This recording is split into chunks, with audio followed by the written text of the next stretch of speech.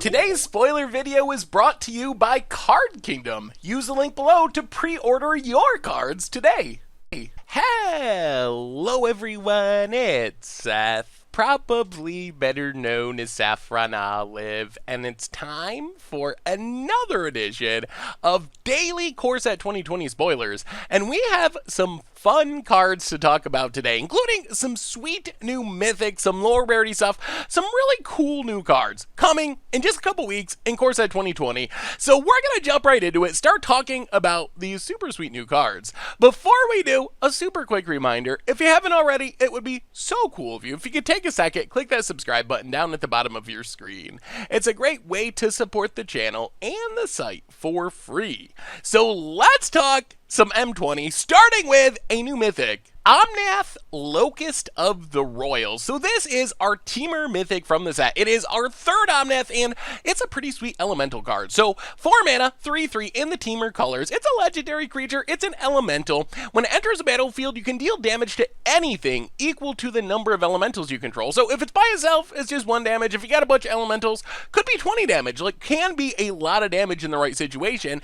And whenever a land enters a battlefield under your control, put a counter on target elemental you control, and then if you control 8 or more lands, you also get to draw a card. So Omnath, Locus of the Roil is Omnath number 3. Omnath Locus of Mana was the first one way back from World Wake. Pretty sweet mono green Omnath. Then Omnath Locus of Rage moved into the Gruul colors, and now we have a Teamer Omnath. And Omnath, I think the most exciting part as far as standard is concerned is this is one of the better elementals we've seen from Core Set 2020. I mean, we've seen quite a bit of support from the set. Creeping Trailblazer, a nice like pseudo Lord, Living Twister, not from M20, but still a solid elemental, Risen Reef. So Omnath is in the right colors and the right power level to maybe make elementals at least like a fun deck. I can't imagine this is going to be better than like a million Teferis and some of the really push decks we have, at least before rotation, but I think Omnath is a reason to play elementals. The damage is nice, can maybe kill a planeswalker, kill a creature,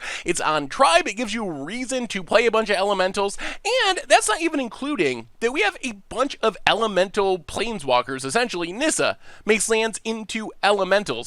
Both of our Chandras, actually all the Chandras from Core Set 2020, care at least a little bit about having elementals on the battlefield. So maybe we can see Omnath part of a sweet elemental deck in standard. Also worth mentioning that it's possible it could show up in modern. Again, this is probably more of a casual deck than something that's gonna beat Hogek and take over the format, but we have a lot of support back from Lorwyn, Brighthearth Banneret, Soulstoker, a good lord. We have ways to make bunches of elemental tokens with the help of like Seasoned Pyromancer, Young Pyromancer, go really wide with elementals, play Omnath, tons of damage potentially coming across when Omnath enters the battlefield. So I think Omnath, probably not broken in standard or modern, but I think it could have a place in both standard and modern in an elemental deck. But really, the main home for Omnath is going to be Commander. Traditionally, Omnath's extremely popular in Commander. Omnath Locus of Mana is literally one of the most popular green commanders. I think it's the number 2 mono green commander according to EDH Rec, and Omnath Locus of Rage number 1 Gruul commander in the format. So I expect that Omnath is at least going to be in the conversation. If you want to build like Teamer elementals in Commander, this is the way to go with that deck. So Omnath, really sweet card, elemental payoff in all formats, potentially a cool commander, and another Omnath, which is pretty sweet. Next on our list, we have a sweet returning land cycle, and that is the Temples, the Scry lands, whatever you want to call them. We saw these first back in Theros block, and they're returning to standard in Core Set 2020, and these are lands that are pretty powerful. This is arguably almost the perfect land cycle for standard. They're not broken, they're not over the top like fetch lands or even on the power level of like the shock lands, but as far as standard is concerned, the temples are just such a great land cycle. Yes, they come into play tapped, but scrying is very powerful, and I would rank them alongside like the core set lands, like the M10 buddy lands that come into play untapped as long as you control one of like 2 certain basic land types, as just about as perfect as a land cycle can get for standard. So these are going to see a ton of play. I'm also super excited because one thing I've learned recently is budget decks are really hard in our current format, and the biggest reason for that is both of the land cycles we currently have in Standard are really expensive. They are abnormally expensive. Temples are not going to be that expensive. They're reprints, there's already a bunch of them floating around, and they're just not as modern playable for the most part as something like the Shock lands, which means we're going to have a more budget-friendly land cycle, which is going to help a ton. Even though they come into play tap, the upside is scrying really massive, so a really great land cycle reprint. Going to be super sweet to have Temples back in the Standard format, and I mean, another hint that we might be going back to Theros. Just looking at this whole set, we gotta be going back to Theros, or something Theros-like, and it wouldn't surprise me if we saw like a return to maybe Lorwyn as well, with all these creature types running around. So that's stuff to keep an eye out for the next year. We might get the rest of the Temples in a future set. We only have 5 right now, but we might get the rest coming in Theros, or another similar to Theros set in the not-too-distant future. Next on our list, we have our last Leyline, our green Leyline, Leyline of Abundance, and this one is pretty cool. So, green Leyline, 4 mana, but you can start with it on the battlefield if it's in your opening hand. Whenever you tap a creature for mana, you get to add 1 additional green mana, then you can pay 8 mana, put a counter on each creature you control. So, arguably, the green Leyline has probably been the worst Leyline. I guess the red Leylines have also been kind of hit or miss, but if you look back on the history of Leyline, the first one just made it so your creatures can't be countered. Fine in certain matchups, but really not often worth the price of a card. Leyline of Vitality has a nice little upside as like a Soul Sister type effect where you gain some life, trigger life gain stuff. But Leyline of Abundance, I think, immediately becomes the most powerful green Leyline that we've seen. Also, kind of hilarious, unlike some of the other colors, we now have 3 green Leylines, so you can try to live the dream of like, play 12 Leylines, put a bunch into play in your opening hand, use Nykthos or something to make a bunch of mana. So Leyline Tribal in green got a little bit better. As far as using Leyline of Abundance, we do have some good options in Standard, like Llanowar Elves, Incubation Druid, Paradise Druid. These cards are super heavily played. Is it worth playing Leyline to make your Llanowar Elves tap for 2 instead of 1? Or Incubation Druid, Paradise Druid, same thing, to double up on their mana? I don't know. The ramping is very fast. Like, turn 0 Leyline, turn 1 Llanowar Elves, turn 2, you're going to tap with 4 mana, which is really insane. That is a lot of mana on the battlefield, and it scales as you play more copies of your mana dorks. So I think that's one interesting possibility in Standard, is just play this with your Llanowar Elves. The question is going to be, is the payoff worth having Leyline be a card in your deck? Like, you got to be ramping into something pretty powerful pretty quick to be willing to, quote-unquote, throw away a card to make your Llanowar Elves better. And remember, if your Llanowar Elves dies, then your card is doing kind of nothing. And the downside of mana dorks is they do tend to die to everything. If you go into other formats, Commander, older formats, one of the sweetest combos is probably Cryptolith Rites, just makes all your creatures into mana dorks, and you could do some crazy things. Imagine making a bunch of tokens with a Leyline out, playing Cryptolith Rites, each of those tokens is going to tap for 2 mana, you're going to be casting like Ulamogs and Emeralds and massive things, huge Genesis waves, really quickly if each of your random tokens can tap for 2 mana. Another tribe that can really take advantage of this, similar to Cryptolith Rites, is the Sliver tribe, because they have Mana Whiff Sliver and Gemhide Sliver, which are essentially Cryptolith Rites just for slivers. So slivers is a way you can make a ton of mana. I imagine you get this down with your Mana Whiff Sliver, all your slivers are tapping to 2, play like a haste sliver, so each creature that's a sliver that comes into play has haste, so you can tap it immediately for mana, and then you just like combo off and do something absurd. So I think Leyline of Abundance is my pick for best green Leyline, just for its mana production, and that doesn't even include its kind of Gavany Township ability. It's really expensive, but the expense is less if you're playing a bunch of mana dorks because they're doubling their mana, so yes, it's twice as much as Gavany Township essentially, but all your mana dorks are producing 2, which makes it a little better, so this is a payoff in and of itself if you don't draw into your Genesis Wave, your Ulamog, your Emrakul, whatever huge thing you're trying to ramp into. Worst case, you just grow your mana dorks and try to beat down that way, similar to Shalai. So I don't know exactly where this card fits. I think it's a really sweet card. I think it's the best green Leyline that we've seen so far. I don't know if it's worth playing it in Standard with Llanowars, Paradise Druids, Incubation Druids. Maybe it is. I think it's worth testing at least. It might be that it's just not worth the price of a card, even though it's powerful. But certainly, if you build around this a little bit, it can do some incredibly explosive things. Turning all of your 1-mana mana dorks into Soul Rings can do some busted stuff. If it's not in Standard, maybe it'll be in Commander or someplace. So a really cool new card coming in Core Set 2020. Next on our list, we have an innocent little uncommon in Fry. So Fry is 2 mana, can't be countered, instant speed, 5 damage to target creature or planeswalker that's white or blue. This is basically a better version of Combust. Yes, you lose, the damage can't be prevented. No, that's not super relevant in our current format. I would much rather be able to kill a planeswalker, a Teferi, a Narset, than be able to have the damage be prevented, because can't be countered is going to fight through most of the disruption that white and blue decks have anyway. So this is a card that I expect to see heavy sideboard play in Standard. The fact that you can kill a lot of the best planeswalkers in the format for 2 mana, and it's still relevant against like mono white, where you can shoot down basically any creature for 2 mana, and it gets through the counter spells that control decks often play, make it really exciting. And this might even have a chance in Modern. There was a time back during the Deceiver Exarch Splinter Twin days where Combust was a legit sideboard staple in Modern. It would kill the Deceiver Exarch, it would get through the counter spells.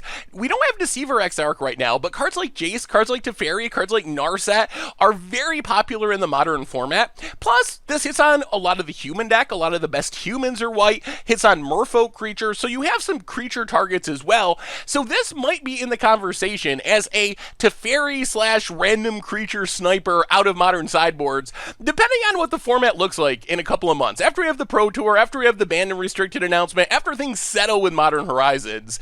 We also got Moldervine Reclamation, which is a super fun card. 5 mana enchantment, so a bit on the expensive side, but whenever a creature you control dies, you get to gain a life and draw a card. So my first thought with this is you can play it in some sort of Aristocrats deck in Standard. Color's a little bit awkward because Mayhem Devil and Judith, two of the best payoffs for being an Aristocrats style deck, but maybe you go 4 colors, maybe you skew Mayhem Devil and Judith and play Abzan Aristocrats. We do have Cruel Celebrant that can fit in that slot, but if you're stacking your creatures to draw cards and also gain life, it gives you a lot of juice to go with the Aristocrats combo plan. 5 mana is a bit much though. The other place where this has a lot of potential is in Commander.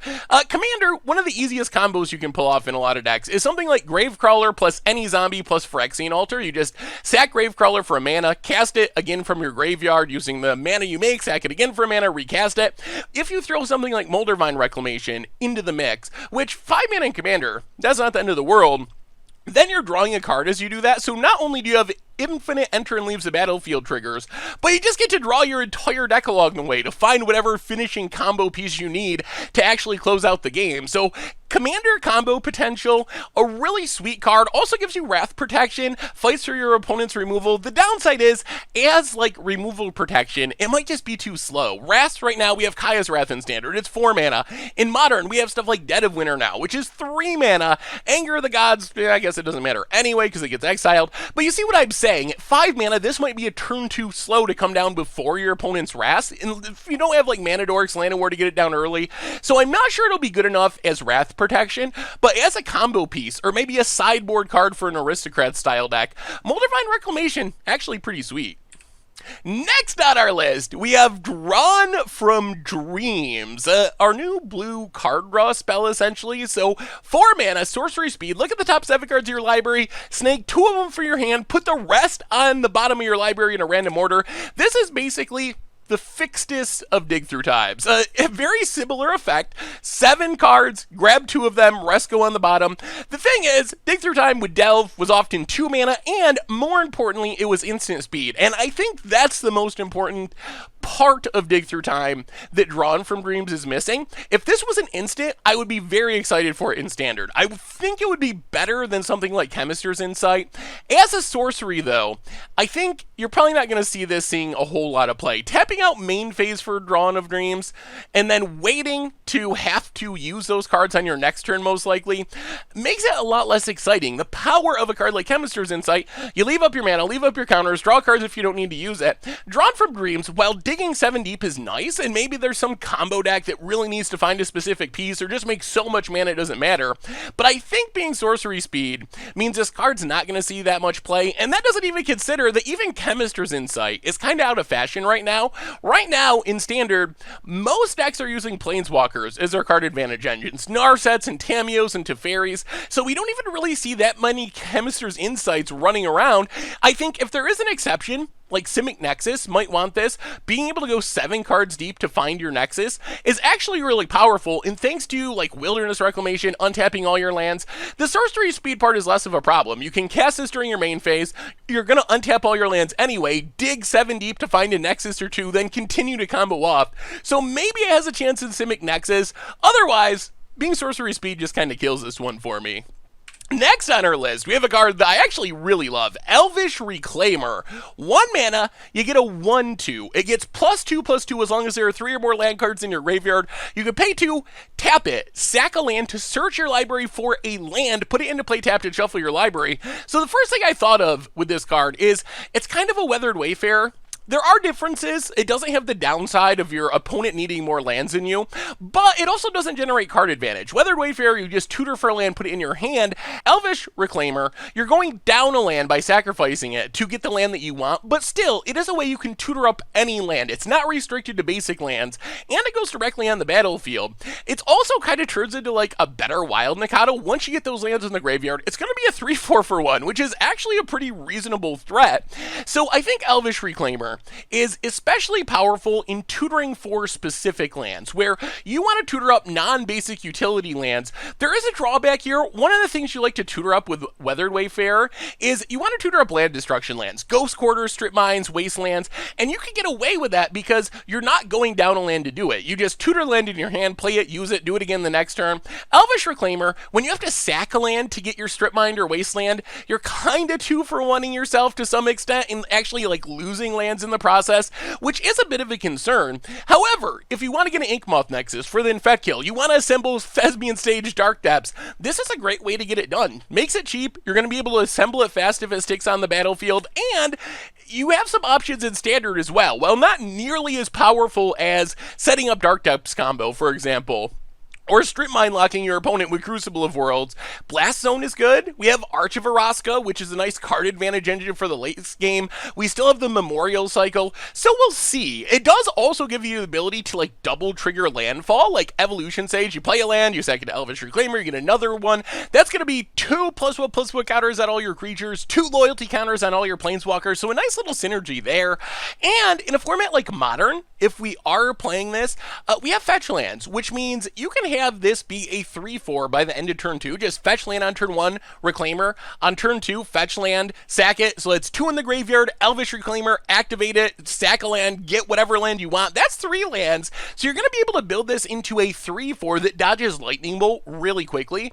So I don't know. This is a powerful card. Anytime you see a card that can tutor up non-basic lands for an efficient price, you got to take notice because these cards have seen a lot of play in different formats. And while it might end up being more of a Commander staple, where Weathered Wayfarer is top 100 white card in the format, and I think Elvish Reclaimer at least is going to fit in there. Lord Windgrace, even just general land tutoring, very powerful. So while it might end up being mostly a Commander staple, I think it's got a chance in Standard as well, finding utility lands, triggering your weird pseudo landfall stuff, and maybe even in Modern, where you could like play your Leonin Arbiter and try to Ghost Quarter lock someone and find whatever land you need really consistently. So a super cool and I think maybe surprisingly powerful card coming in Core Set 2020 in a couple of weeks. Next on our list, we have Cavalier number 3, our Black Cavalier, Cavalier of Night. So 5 mana, 4/5. With lifelink, when it enters a battlefield, you can sack another creature. If you do, destroy a creature your opponent controls. And then when it dies, you get to return a creature, convert a mana cost 3 or less from your graveyard to the battlefield. So this card, I mean, it seems pretty reasonable to me. You basically get like a weird Bone Splinters combined with an Unearthed Death trigger on a pretty reasonable body. I mean, a 4/5 lifelink dodges a reasonable amount of removal like Lava Coil. Lifelink especially relevant against aggro. So I feel like this Cavalier, I mean, it's kind of like a Ravenous Chupacabra. The fact that you have to sacrifice a creature to make that enter the battlefield trigger work, that is a little bit annoying. but it is true that it kind of works with itself. You can sacrifice a cheap creature, which puts it in the graveyard, and then know that when Cavalier dies, you're going to get it back anyway, so it kind of helps eliminate its own downside slightly. The first thing I thought of with this creature, standard-wise, is it fits kind of well in some of the Command the Dreadhorde, Sultai decks that we've seen with Wild Earthwalker, Branchwalker, Jadelight Ranger. With cards like Branchwalker, Jadelight Ranger, you're getting a lot of your value out of them when they enter the battlefield, and you explore, and you trigger Wild Earthwalker, and you mill stuff into your graveyard for Command the Dreadhorde. So sacrificing one of those to Cavalier of Night isn't that bad. Plus, in a deck like Command the Dreadhorde, you're going to be getting your stuff back anyway. So having an Explorer creature in the graveyard, once you get to the mid-game, is actually better than having it on the battlefield because you get to reuse those Explorer triggers and gain more life with your Wild Earthwalker. So there's a lot of value there, plus just like Wild Earthwalker, Jadelight Ranger, Explorer, gain some life. Cavalier, sack Jadelight Ranger, kill your thing. Your opponent kills your Cavalier, get back Jadelight Ranger, Explorer. Even without Command the Dreadhorde, that's a nice value loop. So I think that might be an option for Cavalier in Standard. The other place where it really fits is if you're trying to sack your own stuff for value. We have a lot of aristocratic pieces, Cruel Celebrates, Judas, Mayhem Devils, where you want things to die to trigger your creatures on the battlefield, and then most of your best payoffs are 3 mana or less. So you're getting them back from the graveyard if your opponent happens to kill them. Maybe you legend rule your own Judith or something. The downside with the Aristocrats plan is it does kind of compete with God Eternal Bantu, and the combo potential of Bantu, where you can just sacrifice your entire board and maybe win the game on the spot, might make it a better 5-drop option for the deck. But Cavalier, it is not legendary. The lifelink is relevant. It's got 2 pretty reasonable and intertwined abilities. So I think that Cavalier Knight might be one of the easiest to play of the Cavaliers we've seen so far. The other ones, you kind of look at them and you're like, how do these abilities work? What kind of deck does it fit in? Cavalier, I think, has the most ready-built homes already in Standard. You can just play Cavalier Knight in Sultai in an Aristocrats deck in the top end of any deck with a bunch of cheap creatures, bonus points if they want to die for value, and it's going to be pretty good. So we'll see where this ends up. Like a lot of cards in M20, it might be something where we have to wait for rotation. Like right now, we got Hostage Taker, we got Ravenous Chupacabra, but remember, those cards are leaving the format in a few short months, and then it might be time for Cavalier of Night to shine. Plus, if you're playing Yarok, Panharmonicon style, then Cavalier of Night becomes even more absurd, where you're able to kill 2 creatures for sacking 1, tons of potential value in the Panharmonicon shell as well. Finally today, we get a bunch of lower rarity stuff. Ferocious Pup, pretty sweet wolf card if you're playing an Arlen deck. 2 wolves for the price of 1. Vampire of the Dire Moon and Bloodthirsty Airlist. Some sweet vampire synergies. Vampire of the Dire Moon, like the world's smallest Vampire Nighthawk. A 1/1 for 1 with Death Touch and Lifelink.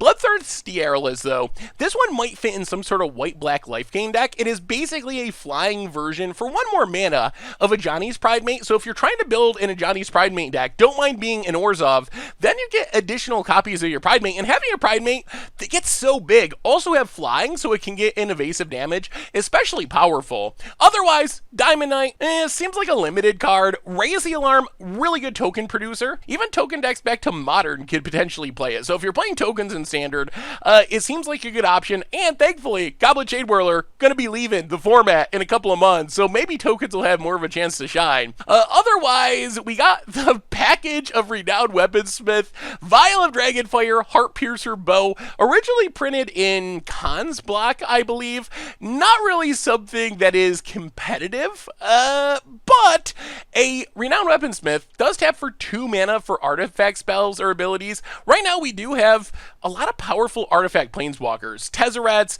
Karns, even Dovin, so maybe it could be a ramp spell in that deck, although most of those decks, your artifacts themselves are cheap, and your planeswalkers producing artifacts is the main payoff. Also, the other problem with the Renowned Weaponsmith, Vial of Dragonfire, Heart Piercer Bow, just not really standard playable cards. Even when you can tutor them up with your Renowned Weaponsmith, they just don't make a big enough impact. So a cool like draft around in the limited format, if you can get a Renowned Weaponsmith, a bunch of stuff to tutor up with it, cool source of card advantage for a low price, but probably not actually going to be good enough for Standard. Anyway, those have been our daily Modern Horizon spoilers for today. So let me know what you think of all these crazy new cards. How good is Cavalier of Night? Is that the best Cavalier we've seen so far? Can it see you play right away? What do you want to sack? What do you want to kill? How about Omnath Locust of Raid? Does that live up to the history of our past Omnaths, which have been so good, especially in Commander? What about the lower rarity stuff? Our new Vampires, Renowned Weaponsmith? What about Elvish Reclaimer? How good is tutoring up non-basic lands on your 1-drop? What about the Temples? How much do you love that land cycle? Do you think we'll get the rest of them? Are we going back to Theros? Leyline of Abundance? What combos can you do if all your mana dorks tap for 2 mana? Is Fry the card we've been waiting for to keep a million Teferis and Planeswalkers in check? Let me know in the comments. Thank you so much for watching. I hope you all enjoyed the video, and I will talk to you soon. Thanks for watching the video. If you enjoyed it, help us out by clicking that like button down below. And to keep up on all the latest and greatest, click that subscribe button. And don't forget to hit that bell icon to get alerts whenever we have new videos. And if you want to, check out some of our other sweet videos here and here.